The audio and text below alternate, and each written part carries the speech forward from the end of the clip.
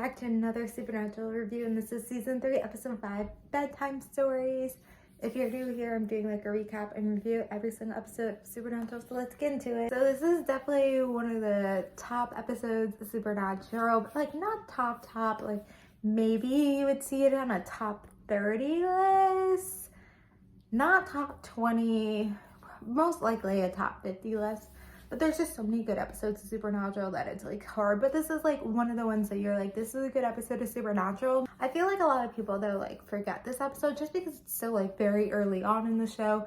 And again, like there's so many good episodes that it's like hard to remember everything. I feel like this episode was bound to happen. Like this idea was bound to happen with, you know, fairy tale stories. Is that what they're called? I don't even know. But a lot of TV shows I feel like play on this idea, like you'll see it in an episode, and so it was bound to happen, but I think they did it in a really great way. You know, when I think about Supernatural, it's like there's no other way they could do this where it was like someone was in a coma and they're being read the stories, and then, you know, their own life is a fairy tale where like their stepmother poison them, and so that's why they're acting out. So I think the writers did the right thing with this episode, and I really can't think of like another way that they could have done this idea.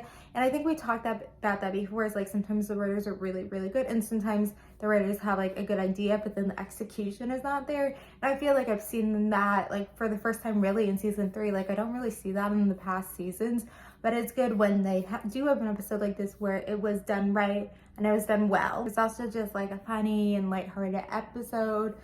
The scene where Sam was a sketch artist is always so hilarious. I don't think there's much to critique on this. I mean, it's kind of interesting because when you think of the monster of the week, like it technically, they called her a spirit, which is kind of interesting because they always call it a ghost. But ghosts, I guess, are a type of spirit, but not all spirits are ghosts per se. And that's kind of this example. So it's kind of like, I guess you can follow this under line of ghosts. And that's the thing, is that they are always coming up with like new ideas with ghosts. Like I feel like it's just the possibilities are endless when it's about ghosts, and that's why there's been so many episodes about ghosts. I feel like you couldn't have this when it was like a real ghost. Like the fact that she was in a coma is the only thing that kind of made sense, because she was being told these stories and she's still stuck like as she is as a kid. Like it didn't make sense if she was like killed as a kid and then like was doing these killings. Like it made sense because of when the story was being told to her, then like that was being acted out. So it's interesting in that way per se, and it's something where it's also like the monster isn't something that's like that evil or vicious. Like I guess like in the fairy tale stories, like those monsters are vicious, but when it's like this like little girl. This is also like our first episode, I think, not seeing like Ruby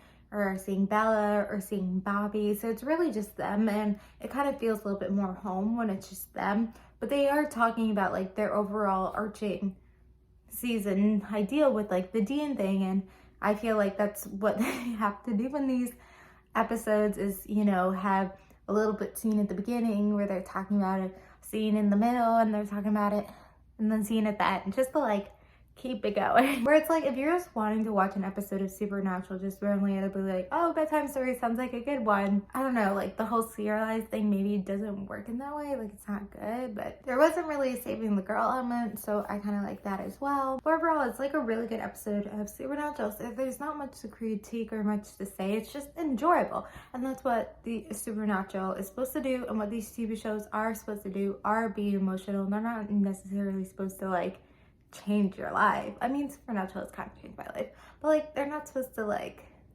you know. Thank you guys for watching. Like, comment, subscribe, and bye.